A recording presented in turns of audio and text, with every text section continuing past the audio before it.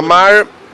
আপোনালোকে জানে যে বহুতৰ মনত এটা প্ৰশ্ন আছিলে যে ছিংগাপুৰত গোটেই ঘটনাটো সংঘটিত হৈছিল অসম আৰক্ষীয়ে কেনেকৈ ইয়াক তদন্ত কৰিব বা বহুত ক্ষেত্ৰত আপোনালোকে দুই এজন ৰাজনীতি কৰাৰ ব্যক্তিৰ বিবৃতিও শুনিছিলে যে অসম আৰক্ষীয়ে ছিংগাপুৰত যোৱা নাই, অসম আৰক্ষীয়ে অমুক কৰা নাই, তমুক কৰা নাই, গতিকে ইয়াৰ গোচৰ কেনেকৈ চলিব। মই তেতিয়া মাত মতা নাছিলোঁ কাৰণ তদন্ত চলি আছিলে। ভাৰতীয় ন্যায় সংহিতা আৰু BNSSত এটা ধাৰা আছে যাক 208 বুলি কয়।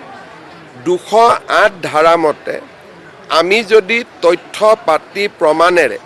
ভাৰত চৰকাৰক সন্তুষ্ট কৰিব পাৰোঁ যে এই গোচৰৰ তদন্ত আৰু ইয়াৰ বিচাৰ প্ৰক্ৰিয়া অসমত হ'ব পাৰে কাৰণ ঘটনাৰ আৰম্ভণি অসমৰ পৰাই হৈছিলে,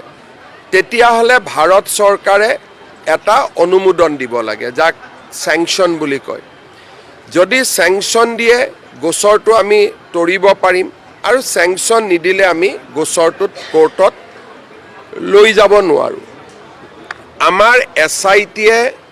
যিখিনি তথ্য পাতি ইতিমধ্যে সংগ্ৰহ কৰিলে সেই তথ্য পাতিৰে আমি ভাৰত চৰকাৰক সন্তুষ্ট কৰিব পাৰিছোঁ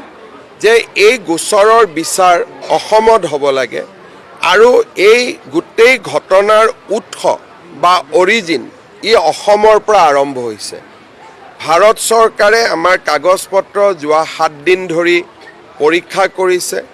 আৰু গোটেই কাগজ পত্ৰ পৰীক্ষা কৰাৰ পিছত আজি ৰাতিপুৱা গৃহমন্ত্ৰী অমিত শ্বাহ ডাঙৰীয়াই নিজে ফাইলত চহী কৰি চেংচন অনুমোদন জনাইছে আৰু এক ডেৰ ঘণ্টা আগতে চেংচনৰ কপিও আমাৰ হাতত আহি পৰিছে। জুবিনৰ উপজা দিনটোতে ন্যায় দিয়াৰ এটা বহুত ডাঙৰ বিশাল পদক্ষেপ আমি সফল হ'ব পাৰিলোঁ। এতিয়া এই চেংচনৰ আধাৰত 15টা দিন বা 20টা দিন, মোৰ মতেদি খুব বেছি 10 ডিচেম্বৰ তাৰ আগতেই আমাৰ SITয়ে আদালতত গোচৰ তৰিব আৰু 208 BNSSত আমাৰ অনুমোদন থকা কাৰণে আদালতে আমাক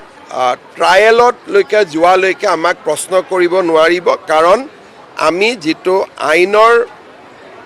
ৰিকুৱাৰমেণ্ট বা প্ৰয়োজনীয়তা তাক আমি পূৰণ কৰি